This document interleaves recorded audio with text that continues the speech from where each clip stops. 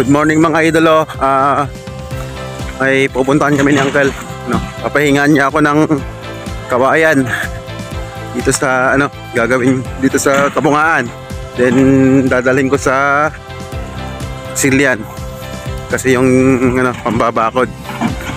Ang dami daw dito. Ang dami nga dito. So ito mga idolo ay gagawing highway. Bypass ulit to. So malapit dito sa amin. Doon lang yung sa amin. Ito yung gagawing bypass road. So ito hanggang sa airport.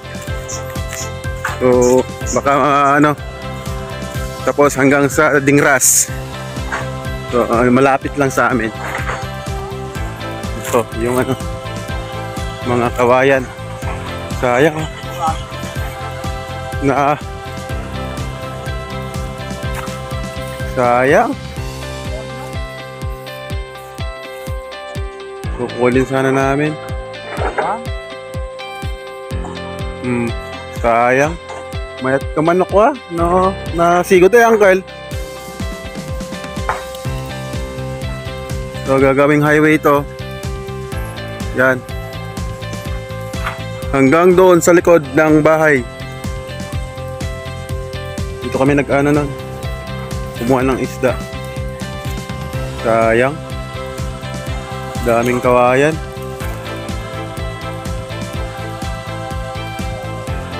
Sayang yung kawayan. Ang dami sana nito mga idolo.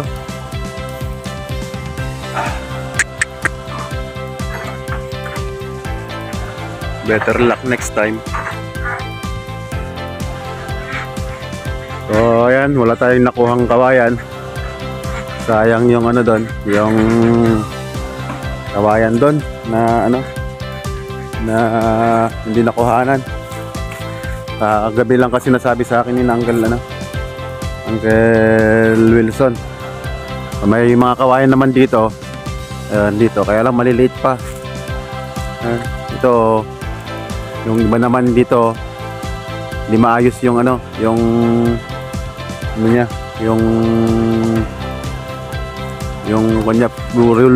liko-liko. Ayan, may mga manok doon. Angat ko yan mamaya. Hindi na makakaangat yan dito sa sa taas.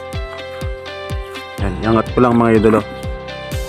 Kawawa naman yung mga manok.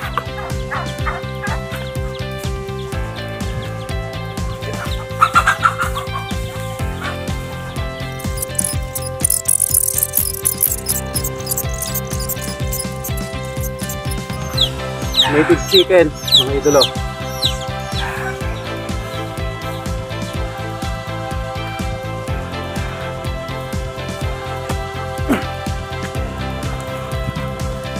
Ito, kukuha ako kasi birthday ni Sherwin. So nung last year kumuha rin ako ng ganito. May order din sila kasi birthday ni Sherwin.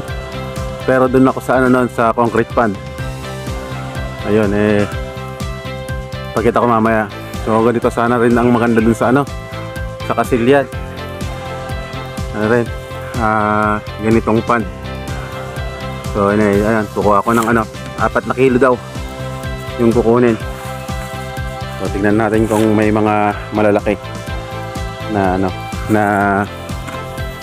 ito. Kasi nung last year may nakuha ako ilang guhit lang, mag-1 kilo, 1 piraso. So tingnan natin kung may makukuha tayong ganun din na size ngayon.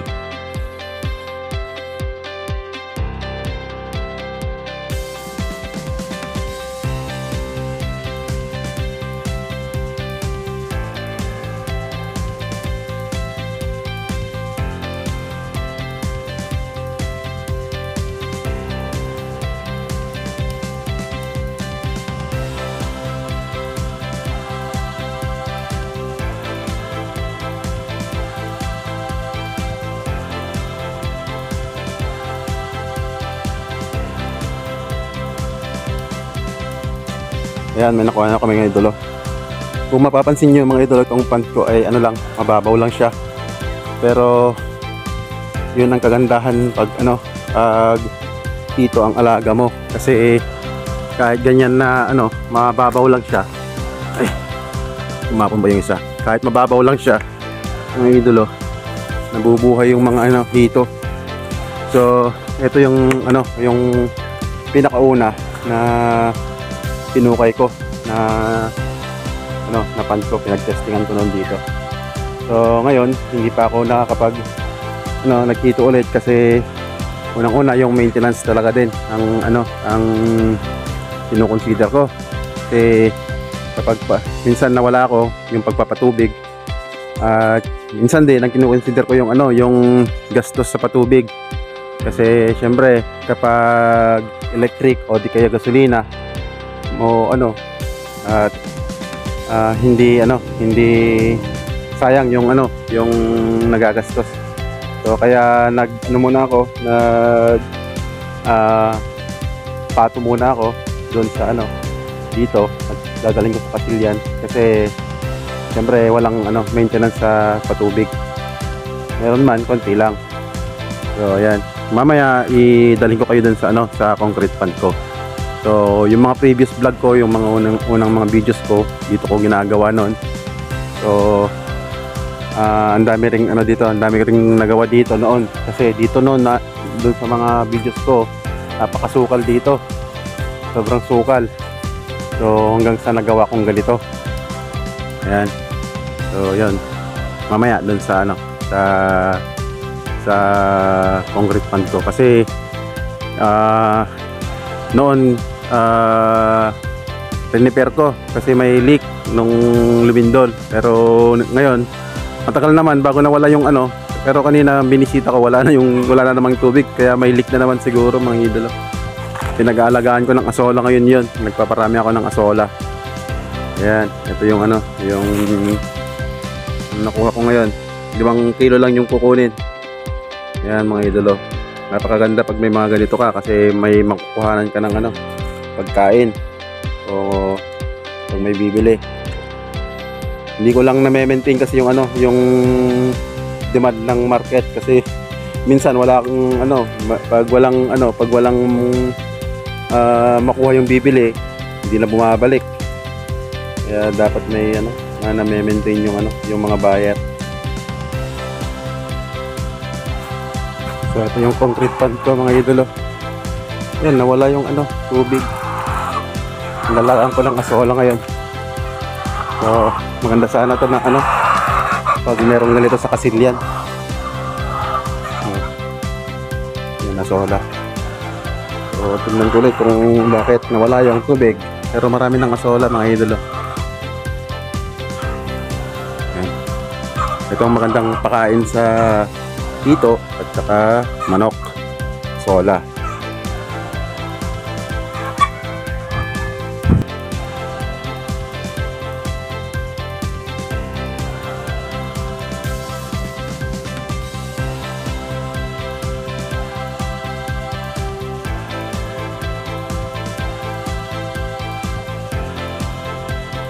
Ito lang. So ito, hindi ako nag-aalaga ng hito ngayon, fingerlings, kasi inuna ko na yung ano muna, yung mga pato at manok. At hindi ko kayang pagsabihin yung ano, yung expenses. Kasi syempre yung budget ko wala rin talaga. So inuna ko lang na lang yung ano, yung pag-aalaga ng pato ngayon. Kasi lalo't meron akong pinag-aalagaan. At yun nga, yun, itong mga sola pwede kong pakain sa mga pato at mga manok. So maganda talaga ito, sana itong ganitong pag-aalaga ng hito. Ang lang, syempre nangangailangan din talaga ng ano, pera. So itong pant na to,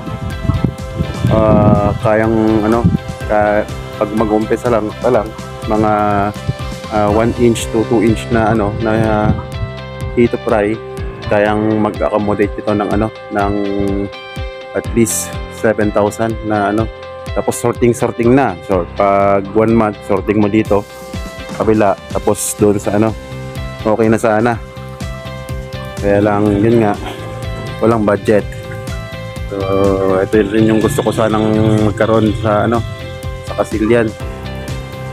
Kung nagka pera. Kasi maganda talaga ang farming, mga idolo. Maganda ang farming. So ayan, ang roll ng concrete pad to, aalagaan ko muna ng asola. So dumadami na rin kasi yung yung livestock, yung manok tsaka mga bibe, kailangan ng ng alternatives na pakain. So ito yung the best na alternative ng mga asola. So ayan, dati nakakapaglaga ako ng madaming ganito rin sa tulong nito. Itong screen, tapos yung isa yun, yan ako nag-aalaga noon, kaya nag-sustain ko noon. Kaya lang wala naman akong alaga noon ng mga pato at manok. So sumusobra pa nga noon ang supply ko ng asola. So itong asola, mga idol, ay mahal din. So ang isang tab nito ay umaabot ng 100 pesos. Yan. So okay rin to. Kaya ito na lang ito muna para may pwede kong benta. So yan. Pag nag-leak ito ulit, hanapin ko na naman yung leak niya, mga idolo. So ayan, titignan ko kung makakapunta ko rin ngayon sa Kasilyan para dun sa sa ginagawa naming farm doon. So kasi may mga gagawin ako ngayon. So ayan, update ulit mamaya. Bumili ko ng feeds para sa mga ducks. Tapos may tinapay. Ginawa ko dun sa trabaho ni Cousin Donald. Ito yung binili ko. Darak ng mais, saka darak ng palay, tapos feeds. Kaya maghahalo ko ngayon, mga idol. Bababa ko lang.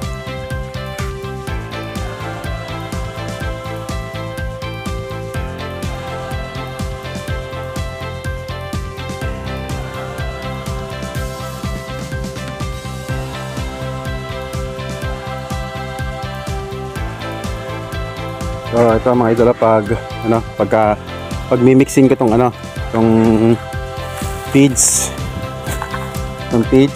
tong darak ng palay tsaka darak ng ng mais. So mas makakatipid kasi dito, mga idol, kasi kapag ganitong feeds nasa 1,000 plus, 1,700, kulang 2,000.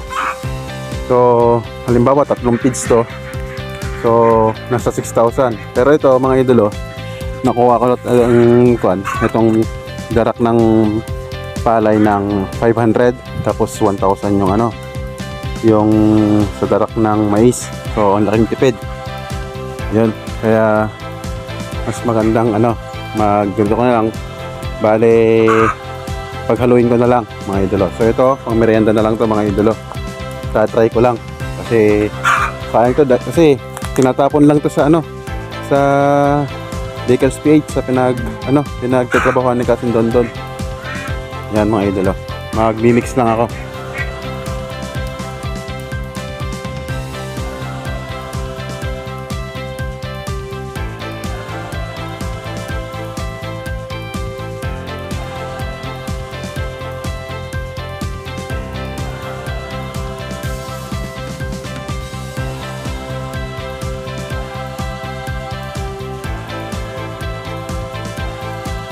Nakatimpla na ako ng mga pato.